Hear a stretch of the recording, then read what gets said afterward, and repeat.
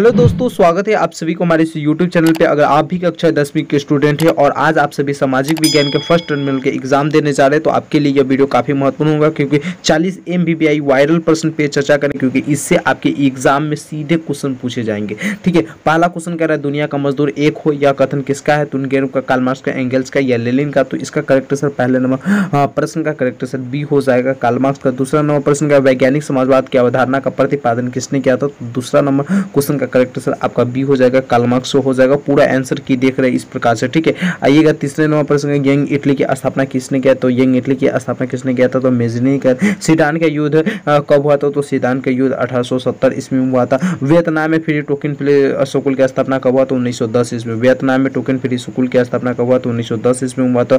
छठे नंबर प्रश्न देखिएगा, निम्नलिखित में से किस प्रसिद्ध दार्शनिक ने एक अदालत लगाकर अमेरिका को वियतनाम युद्ध के लिए दोषी करारा था? तो छठे नंबर प्रश्न का करेक्ट आंसर क्या हो जाएगा? सी हो जाएगा, रसेल। याद रखने का सारे यानी पूरा का पूरा आंसर की आप लोगों को सिर्फ ध्यान से देख कर जाना है और आंसर लिख कर नहीं जाना है। ठीक है, केवल देख कर जाना है और वहां पे लगा कर आना है। या आंसर लिखना हो तो चुपके से लिख लीजिए।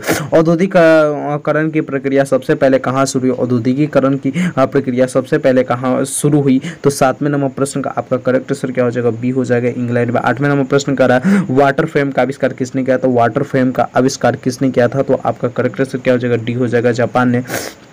सॉरी, सैमुअल क्रैप्टन ने। यहाँ पे क्या हो जाएगा? सैमुअल क्रैप्टन ने। नौवें नंबर प्रश्न करा लंदन में अनिवार्य प्राथमिक शिक्षा कब लागू हुआ? तो लंदन में अनिवार्य प्राथमिक शिक्षा 1870 में लागू हुआ, 1870 ईस्वी में। 10वें नंबर प्रश्न देखिएगा, निम्नलिखित में से कौन सा घटना का प्राचीन नाम नहीं है? कौन सा घटना यानी निम्नलिखित में से कौन सा नाम पटना का प्राचीन नाम नहीं है? तो यहाँ पे है ना 10वें नंबर प्रश्न का करेक्ट आंसर क्या हो जाएगा? राजगीर है, जो पटना का प्राचीन नाम नहीं है। था पाटलिपुत्र, कुसुमपुर, अजीमाबाद, यह सब पटना का नाम था, याद रखना। देखिए 11 नंबर का भारत के किस राज्य में वन का सबसे अधिक विस्तार पाया जाता है? तो मध्य प्रदेश में। कहाँ पाया जाता है? मध्य प्रदेश में। कितना प्रतिशत पाया जाता है? तो 11.7% के करीब में पाया जाता है। 12 नंबर प्रश्न करा समुद्री क्षेत्र में राजनीतिक सीमा में कितनी किलोमीटर क्षेत्र तक राष्ट्रीय संपदा निहित है? तो 19.2 किलोमीटर तक। कितना है? 19.2 किलोमीटर तक। 13 नंबर प्रश्न देखिए करा निम्नलिखित में से कौन सा कारक मृदा निर्माण के लिए महत्वपूर्ण है? तो मृदा निर्माण के लिए आपसे महत्वपूर्ण पूछ रहा है, तो 13 का करेक्ट आंसर आप लोगों को लगा कर आना है। डी, इनमें से चट्टान, जलवायु और पेड़ पौधे, ये सभी हो जाएंगे। 14 नंबर प्रश्न देखिए कह रहा है छत्तीसगढ़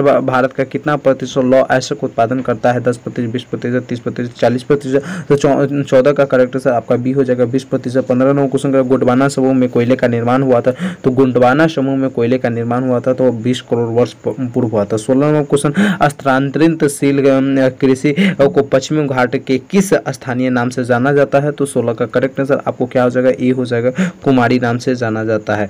अगला क्वेश्चन देखेंगे आप लोग 17 नंबर प्रश्न पे चर्चा करेंगे। 17 नंबर प्रश्न देखिए क्या रहा है काली मिट्टी का दूसरा नाम क्या है? तो काली मिट्टी का नाम दूसरा क्या है? रेगुर हो जाएगा, दूसरा नाम रेगुर हो जाएगा। 18 नंबर प्रश्न निम्न में से कौन सा उद्योग बॉक्साइट के कच्चे माल के रूप में प्रयोग किया जाता है? तो 18 का करेक्ट आंसर क्या हो जाएगा? डी हो जाएगा, एल्यूमिनियम। 19 नंबर को संजय गांधी जैविक उद्यान बिहार के किस नगर में स्थित है? तो 19 नंबर प्रश्न का आपका करेक्ट आंसर क्या हो जाएगा? डी हो जाएगा, पटना में। 20 नंबर क्वेश्चन करा बिहार में रज्जु मार्ग कहाँ है? तो बिहार में रज्जु मार्ग कहाँ है? तो करेक्ट आंसर क्या हो जाएगा? बी हो जाएगा, राजगीर में।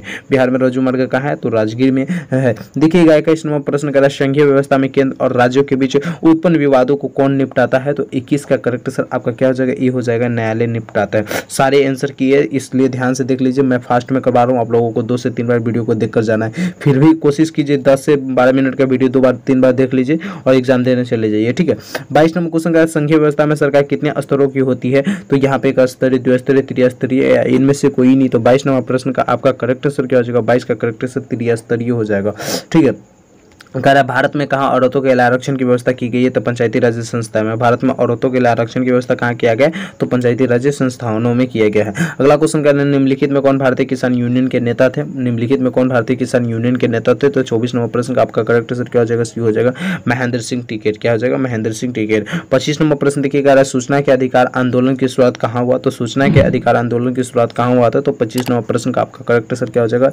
ये हो जाएगा, राजस्थान। 26 नंबर प्रश्न कह रहा है राष्ट्रीय पुनर्वास नीति कब स्वीकृत हुई? तो आपका 26 नंबर प्रश्न का करेक्ट आंसर क्या हो जाएगा? 26 का करेक्ट आंसर आपका बी हो जाएगा। 2003 में राष्ट्रीय पुनर्वास नीति कब स्वीकृत किया गया? तो 2003 ईस्वी में।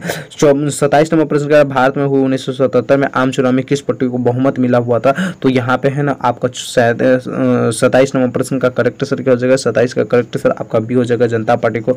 और इसी समय भारत में यानी सर्वप्रथम गैर कांग्रेसी सरकार बना था। 28 नंबर प्रश्न का कार्यपालिका में ऊर्जा होना चाहिए तो विधायिका में दूरदर्शी, जबकि न्यायपालिका में सत्य की प्रतिनिष्ठा और संयम होना चाहिए। यह कथन किसका है? तो ये ऐसा किसने बोला हुआ था? तो 28 का करेक्ट आंसर आप लोग लगाएंगे क्या? Alexander Hamilton. क्या कौन बोले हुए थे? तो अलेक्जेंडर हैमिल्टन बोले हुए थे। 29 नंबर प्रश्न का क्षेत्रवाद की भावना का एक कुपरिणाम क्या है? तो क्षेत्रवाद की भावना का एक कुपरिणाम है आपका अलगावाद। क्या हो जाएगा? अलगावाद करेक्ट आंसर हो जाएगा। 30 नंबर प्रश्न का मुद्रा का प्राथमिक कार्य कौन सा है? मुद्रा का प्राथमिक कार्य कौन सा है? तो 30 का करेक्ट आंसर आपका ए हो जाएगा, विनिमय का माध्यम। क्या हो जाएगा? विनिमय का माध्यम। अगला क्वेश्चन 31 नंबर का भारत की वित्तीय राजधानी किस शहर को कहा जाता है? तो भारत की वित्तीय राजधानी किस शहर को कहा जाता है? तो आपका करेक्ट आंसर क्या हो जाएगा? बी हो जाएगा, मुंबई को कहा जाता है। किसको कहा जाता है? मुंबई को कहा जाता है।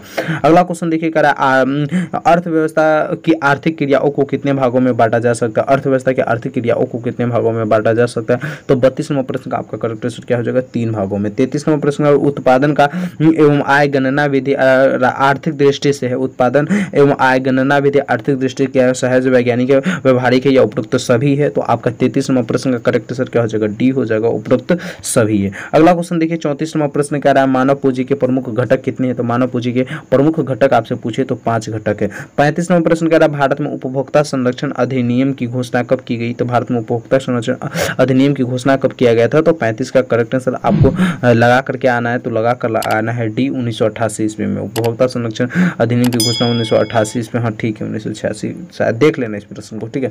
36 नंबर प्रश्न कह रहा है सोने के आभूषण की शुद्धता को पहचान किस चिन्ह से किया जाता है? तो हॉलमार्क। किससे किया जाता है? तो हॉलमार्क से सोने की शुद्धता की पहचान किया जाता है, ठीक है। 37 नंबर प्रश्न कह रहा है जनसंख्या के वितरण के आधार पर वंचित परिवार की प्रतिष्ठा है। तो 37 नंबर प्रश्न का आपका करेक्ट आंसर क्या हो जाएगा? 37 का करेक्ट आंसर आपका ए हो जाएगा, 53.1%। क्या हो जाएगा? 53.3%, सॉरी 51.3%, याद रखेंगे। 38 नंबर प्रश्न देखिए, पूछा हमारे देश का कौन सा शहर सूचना प्रौद्योगिकी तथा सॉफ्टवेयर शक्ति का स्थान बन चुका है, प्रतीक बन गया है या स्थान बन चुका है? सही है, मुंबई, दिल्ली, बेंगलोर, चेन्नई। तो 38 नंबर प्रश्न का आपका करेक्ट आंसर क्या हो जाएगा? सी हो जाएगा, 38 का करेक्ट आंसर बेंगलोर हो जाएगा। 39 नंबर प्रश्न देखिए, काफी कमाल का क्वेश्चन है। 39 नंबर प्रश्न हमसे पूछ रहा है महासागर की तली में होने वाले कंपन को किस नाम से जाना जाता है? तो महासागर के तली में होने वाले कंपन को किस नाम से जाना जाता है? तो आप लोग याद रखेंगे, क्या हो जाएगा? सी हो जाएगा, सुनामी के नाम से जाना जाता है, ठीक है। 40 नंबर प्रश्न कर रहा है 26 दिसंबर 2004 को विश्व के किस हिस्से में भयंकर सुनामी आया था? तो 26 जनवरी 1904 को विश्व के किस हिस्से में भयंकर सुनामी आया था? तो आप लोगों को लगा कर आना है बंगाल की खाड़ी में। मेरे प्यारे दोस्तों, अगर आप इन सभी ऑब्जेक्टिव का जल्दी से जल्दी PDF लेना चाहते हैं, ठीक है, PDF लेना चाहते हैं, साथ में सब्जेक्टिव प्रश्न का हमारे द्वारा गेस क्वेश्चन लेना चाहेंगे, ऐसे ही आपको क्या करना है, टेलीग्राम पे आकर BSB कैरियर लिखकर आपको क्या करना है, सर्च कर लेना है। और ये जो पहले वाले दिखेगा इसको क्या करना है, आपको ज्वाइन कर लेना है। इसको आपको फौरन क्या करना है, तो ज्वाइन कर लेना है, ठीक है।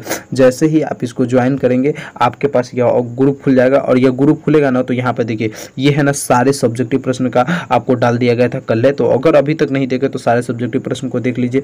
यहाँ पे ये आपको पढ़ाई का शुभकामना भी दे दिया गया है। तो जल्दी से जल्दी आपको क्या करना है, इस ग्रुप को ज्वाइन कर लीजिए। यहीं पे है अभी वाले जो वायरल प्रश्न था इनको भी मैं डाल देता हूँ, जल्दी से जल्दी डाल दूंगा, ठीक है। तो आप लोग जल्दी से जल्दी इसको ज्वाइन कर लीजिए। Thank you so much. Video अच्छा लगा तो प्लीज़ लाइक कर दीजिएगा, चैनल को सब्सक्राइब कर लीजिएगा ताकि आने वाले हर एक वीडियो का नोटिफिकेशन आप तक सबसे पहले पहुंचे। Thank you so much. फिर मिलते हैं अगले क्लास में, जब तक के लिए जय हिंद, जय भारत। Thank you.